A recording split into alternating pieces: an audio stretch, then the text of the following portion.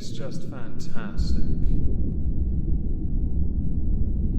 Captain's Log, Subdate 210426.3. Our course is set and we are now en route to a disputed region called Essex. We've been told to research teenage mothers' chavs and to learn the language because the universal translator struggles with this particular dialect.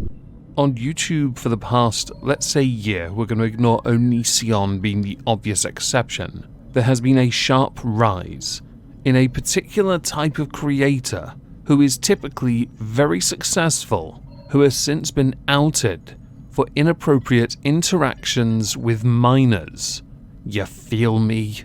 These creators can't help but feed into dark desires for reasons I can barely fathom, but in some cases they involve something as simple as turning up to obtain a cupcake. You feel me? The vast majority of these creators I had honestly never heard of until they were outed, and today we have no exception. In the case of the creator we are going to discuss today, I did manage to watch a few of their mukbangs, some story times, and generally I saw nothing remotely controversial. Just a repeat of the N-word and the term I've used twice already. You feel me? After doing more digging, I did start to notice a few things. The first is, because of what has happened to this creator, he's gone scorched earth. But it's okay, there is a archive channel and he does in fact have a second. All his content is on the archive channel, linked down below. I did also find a number of videos that had been calling him out for his past actions over a number of years, but not much had happened. I hadn't really heard of it, but he did in fact respond to many of these people. I would assume because easy views and he had a very dedicated fan base, which explains why even though he has been exposed, he is still getting vast numbers of upvotes. Yes, they're being drowned out by the downs, but there's still tens of thousands on more recent content on his second channel. For the sake of it, he was getting hundreds of thousands of views every day on his main channel, this creator we are going to be discussing. He was doing well, millions of subs, he essentially had done it all. He had it all. All he had to do was not what we are now going to be discussing. And so I'm sitting back and I'm around with the on goddamn Instagram and shit, right? And I see this one chick, right? Hispanic chick, right? I mean, this got some big ass motherfucking titties. And I'm like, God damn, this got some big ass titties. Like, I would suck the fucking living dog shit out these bitches. Like, a few moments later, bitch was 15 years old. Let me fucking tell you something, dog. When I found that shit out, man, I ran to the bathroom, shower gel, Avon shit, you know what I mean? And I squirt that shit in my mouth, dog. And so these motherfuckers are all like, oh, EDP's exposed. Oh, your fans ain't gonna like you no more. Oh, EDP is exposed. First off, bitch, you ain't exposing shit. The creator in question is more commonly known as EDP445, and EDP445 got caught out via a rather elaborate sting. This is now, though, where I have to insert a disclaimer. The group that caught out EDP445 have recently come under a certain level of scrutiny and criticism for things like racial slurs. I do not remotely care about the racial slur because, in the context of this video, it is a massive distraction from what EDP445 did. You feel me? And that could well be an unpopular opinion, but I stand by it because it would distract me from the core problem here. Granted, I can't condone what they've done or said. I can't do that, but I don't want to say any more on it.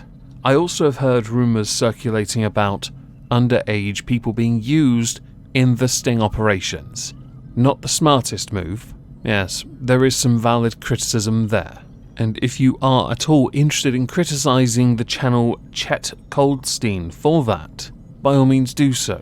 I will not be, because in the context of what I want to discuss, that is also a distraction, and I would argue, a separate video unto itself. I'm also going to add as an additional disclaimer that usually with these kind of channels that expose online usually they call the police at the start of this interview and they will keep talking to them until the police arrive. They do not conduct the interview in front of the police because they want to expose you. That is how it's meant to go down, but the channel Chet Goldstein did not do that. They didn't call the police until they started, which was a mistake, and they have been outed by the likes of Tipster for being motivated by views and money, whereas most channels that do this don't monetize the content. There's a reason for that, because they do it for free, because they want to protect children. So EDP445 had it all. How did he lose it, you all ask? Well, on the 21st of December 2021, the channel Chet Goldstein uploaded a 55-minute video where they performed a sting operation on EDP445. In that video, they start by showing you how they started the ball rolling along with what motivated them to do it in the first place. What motivated them was the fact he has been called out in the past for interactions that were remarkably inappropriate with minors. This led to them laying some bait, and that bait yielded a result because he took it quickly. In fact, the turnaround from messages, videos, FaceTime, pictures, this was quite expedited. He was in a hurry, it seems.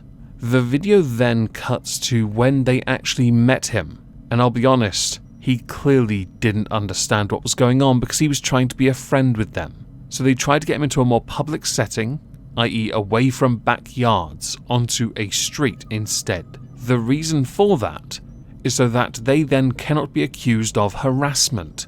There are a number of channels on YouTube I have talked about before. These channels exclusively do sting operations on those with a taste for younger blood. They have had to learn over the years on Facebook that they need to abide the law, collect all the information. When they catch them, they then call the police and ensure that everything is given to the police officer. That's not entirely how this went down though. Within the video itself, I couldn't help but notice EDP445 seemed to go through what I'd like to charitably consider similar to the 5 stages of grief, except he skipped anger, which was quite interesting to me. Then again, there were quite a few people in front of him. I don't think anger would have helped him. You feel me, homie? Now he did say the reason he had travelled all that way was for a cupcake. Okay. Go ahead. Well, I was actually coming out here to pick up a cupcake and then go back home. And after 30 minutes of awkward conversation, you get one very clear thing from it. He admits to everything within the first 2 minutes. The other 28 minutes are him trying to think of a way out and failing fundamentally, which is why he essentially rage quit, but didn't show any rage because there were too many people there. And he, while getting upset, waddles to his car and drives off. I bet you're all thinking, well, that'll be the end of it. The funny thing here is, EDP445 has called out people like this before himself. You'll find that content on the archive channel.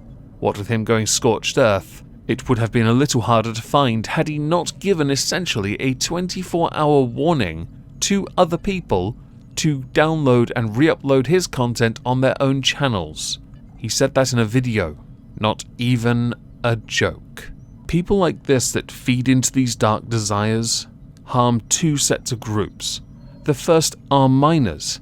They are the youthful, vulnerable, impressionable individuals that you have groomed. You have tried to play and manipulate to get what you want out of them. The second, which I would consider minor, is the YouTube ecosystem. Because yet again there is now another creator who is on blast, busted in a YouTube video, seen by millions, arranging to meet up with a 13-year-old for a cupcake. You feel me? And I would put money on it, because YouTube will know about this.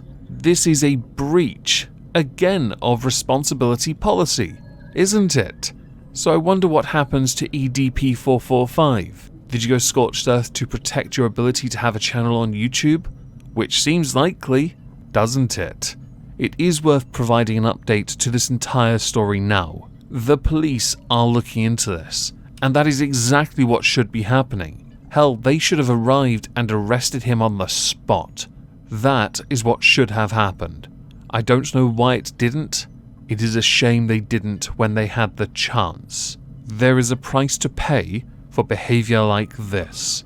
That price comes with you in chains in a prison. And no, they don't come off when you're in the prison. If by chance, by the way, you do get investigated, put on trial and all that, there will be a halls of injustice on you. People like you belong in the ISO cubes for life. Because in retrospect, the one thing I think you care about the most isn't about the safety of the individual, which is clear enough when you drove all that way to go meet him. No. It's protecting what brings in the money for you so you can continue to be you without having to take any responsibility for what you were planning to do. The person was 13. That 55 minutes of video was the end of your channel. And I'm sure because they had to edit that down, they had a few days before they made that public, which meant you knew it was coming. You had to know it was coming. And you did nothing. That is pathetic. As we are done here, I'd very much like to know what you all think. Please do let me know in the comments down below, and if you did like this video, please consider hitting the like. Got to drive that engagement up after all. Ya feel me? As for EDP445, I have some advice for you. Leave. Hand yourself in, and never come back.